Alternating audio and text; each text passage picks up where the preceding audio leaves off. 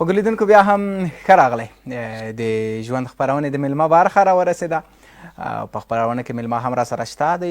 خپرونه کې را سره میلمه ډاکټر صاحب امید میرزایی د غاښونو ډاکټر دی. دوی سره به د غاښونو د تداوی همدارنګه د پوستکي دندان چیست په دغه په اړه باندې بحث او خبرې کوو. نو خو ګلیدونکو تاسو به هم را سره مله پاتې کېږئ ځکه زموږ او ستاسو خو خامخا تر ډېره که موږ وګورو زموږ او ستاسو د هېوادوالو غاښونه یو څه لږ څه ناروغۍ لري، نو را سره پاتې شئ. که چې څوک په دغه ناروغۍ باندې له اخته وي ډاکټر صاحب انشاءالله دوی ته توصیه کوي هماغه عملي کړئ. سلامونه ډاکټر صاحب، ستړي مه شئ، بخیر راغلی خپرونې ته. سلام بر شما محمدی صاحب و همچنان سلام بر بیننده های تلویزیون تعلیمی و تربیتی ملی. بله، ژوندي اوسئ، خوشحاله اوسئ. ډاکټر صاحب بخیر آمدید در برنامه. سلامت باشین محمد. زنده باشی، بخیر باشی. مرزایی صاحب، بیایم که اول شروع از پوسیدگی دندان کنیم. یعنی خود پوسیدگی چی است او پوسیدگی دندان چی است؟ خوب، در اول قدم نخست اگر ما از خود پوسیدگی یک تعریف داشته باشیم میتونم که بگوییم خود پوسیدگی عبارت از بین رفتن مینای دندان یا به آهسته آهسته و تدریجی توسط باکتریاها و توسط موادهای اسیدی و موادهای قندی می باشه.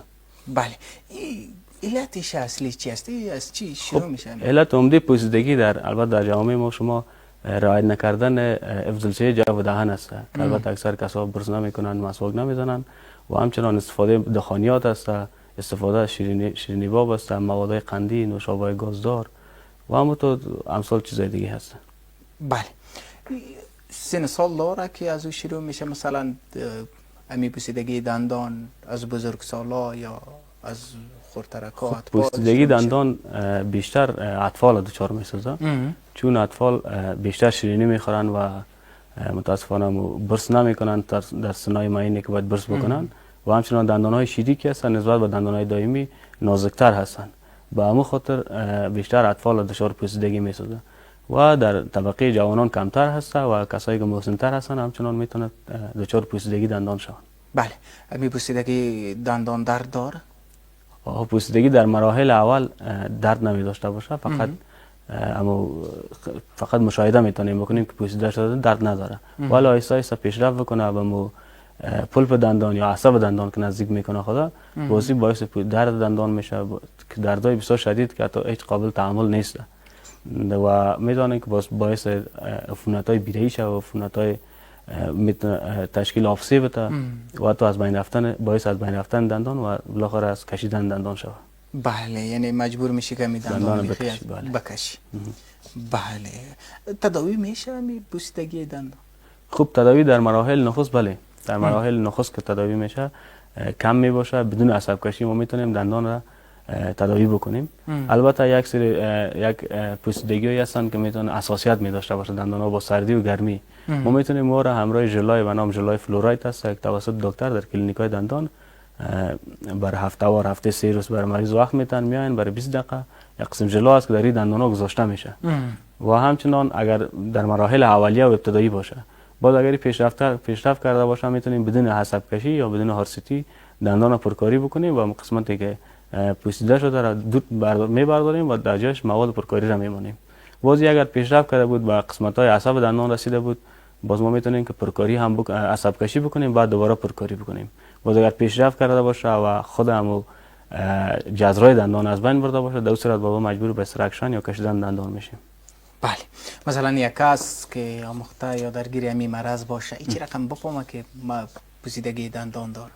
خب الالا خود از این دندان ها را میبینیم در چیز داره، خطای زرد رنگ و سفید رنگ برای دندان ها مشاهده میشه و همچنان یک چی میشه درد حساسیت می داشته باشه دندان همراه سردی و گرمی و درد بوی بد دهن هم میتونه یک از عللای پوسیدگی جف دهن باشه، چون مواد غذایی که در جبهه میمانه این میتونه که باعث بوی بد دهن شود، چون مواد که در توسط برس گپا پاک نشد باعث پوسیدگی جف دهن میشه، باعث پوسیدگی دندان میشه، همچنان باعث بوی بد دهن میشه. کسایی که پوسیدگی دندان دارن بوی بد دهن می داشته باشن بیشتر و همو رنگ دندان تغییر میکنه، خطای سفید رنگ و شکری رنگ برای دندان مشاهده میشه. همین چیزش هست. بله، همین علائمش هست. علائمش هست، بله. بله، چگونه میتونه از پوسیدگی دندان جلوگیری کنیم؟ خب پوسیدگی دندان جلوگیریش باید ما اول حفظ الصحه جوف دهان مراعات بکنیم. روزانه حداقل 2 بار باید دندان ما رو برس بزنیم، نخ دندانی استفاده بکنیم و برس هم از خود وقت داره. مثلا ما یک تایم بعد از غذای شب، البته قبل از رفتن به بستر خواب، باید برس بزنیم دندان را و یک دفعه هم صبح قبل از صبحانه یا هم در وضوی صبح که ما اگر دندان ما رو برس بزنیم بهتر است. و همچنان استفاده نکردن دخانیات مثل سیگرت و نسوار و بعض مواد مخدر دیگه که هست و استفاده کمتر کردن از مواد شیرینی مثل قندی، چیزایی که قند داره و شیرینی بیشتر داره. حالا خب باز روزه هم هست، زیادتر مردم از شیرینی باب و از ترشی چیزا زیاد استفاده میکنه. خوب نقطه رو اشاره کردید محمد صاحب.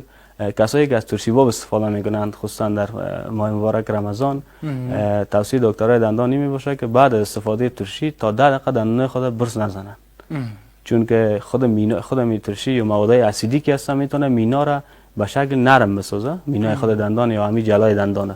وقتی که ما را برس بزنیم احتمال داره که آهسته آهسته خطای برس برای دندانای ما باقی بمانه. و کسایی که ببخشید شیرینی باب استفاده میکنن، بعد از استفاده کردن شیرینی باب دندان خود باید 100% برس بزنن. بله، زیادتر مردم که نان بخوره یا شیرینی بخوره مثلا یا ترشی هر کم چیز که بخوره اتومات میره برس میزنه. خب در دیگه بخش شیرینی باب مشکل نداریم، فقط در بخش ترشی باب یا موادهای اسیدی از خصوصا نوشابه گذدار است، این یا میتونن که خود مینای دندان را نرم بسازه. وقتی که ما برس بزنیم میتونه باعث تخریبات مینا شود. به اون لحاظ 10 دقیقه اگر ما بعد از استفاده ترشی باب برس بزنیم بهتر است. بله. اولین نشانه همی بوسیدگی دندان چی است که معلوم شود؟ اولین نشانه داشته باشه، اولین علائمش. اولین علائم پوسیدگی دندان خطای شکری رنگ یا زرد رنگ یا هم بعض وقتا خطای سفید رنگ برای خود دندان ها می باشه که قابل مشاهده هم با خود شخص است و هم کسی که امروز تکلم میکنه هم امروز میتونه ببینه. اولین علائمش همیشه. بله. در مورد درمان پوسیدگی دندان خب گفتی که مثلا باید آدم چی کارا باید بکنه. آیا پوسیدگی دندان از یک شخص به دیگه شخص میره؟ خب این البته احتمالش کم است ولی احتمال داره.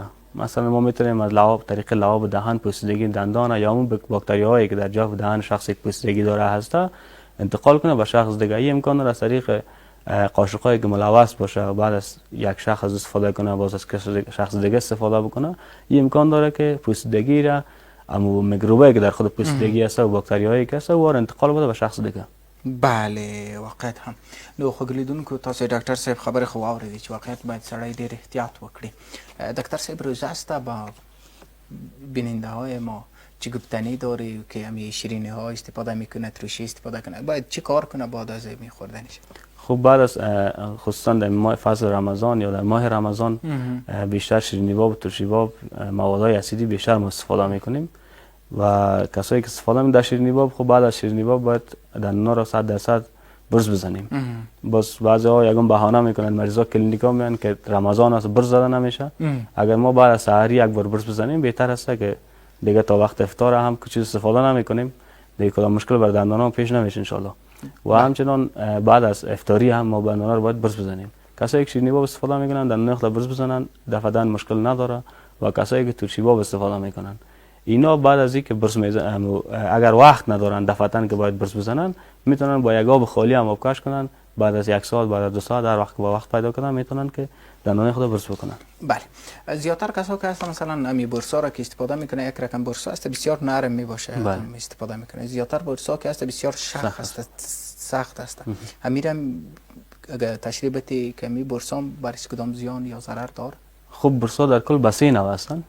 با گفته خود شما یکی برسای نرم هستن که کاملا نرم است، یکی برسای متوسط و یکی هم برسای است که خیلی شخ هستن. برسای شخ بهتر است کس استفاده نکنه وقتی از اینکه خود برسای شخ یا کسایی که تارای بسیار زیاد ضخیم داره او برسا او میتونه که باعث خود مینای دندان از بین ببره. وقتی که ما مکرر از این برس کردن میریم و دوامدار برس میکنیم این میتونه مینای دندان از بین ببره و میتونه که خود بیره های ما شما آسیب به بیره ها بزنه و باعث خون شدن بیره ها شود، باعث میکروب شدن بیره ها شود. برس های متوسط که اکثر کسایی که جوانان نوجوانان کانسالا هم اگه از برس های متوسط استفاده کنن بهتر است. و برس های نرم که است خصوصا میتونه از این برسا اطفال استفاده بکنه چون دندانای اطفال دندانای شیری نازکتر و وسط‌تر و او خاطر برسای نرم استفاده شد و بهتر است. بله تشکر، زنده باشید دکتر صاحب که در برنامه آمد. تشکر از شما که دعوت کردیم. بخیر باشید. خو لیدونکو په خبرونه کې را سره ډاکټر صاحب امید میرزایی و د غاښونو ډاکټر چې دوی سره مو بحث د غاښونو د ناروغیو په اړه ورسره درلودو. نو قدرمنو لیدونکو ژوند خبرونه په همدغه ځای باندې پای ته رسیږي. تر بیا چې زه حسیب الحق محمدي راځم تاسو په لویه بخښونکي خدای سپارم. الله مو مل شه.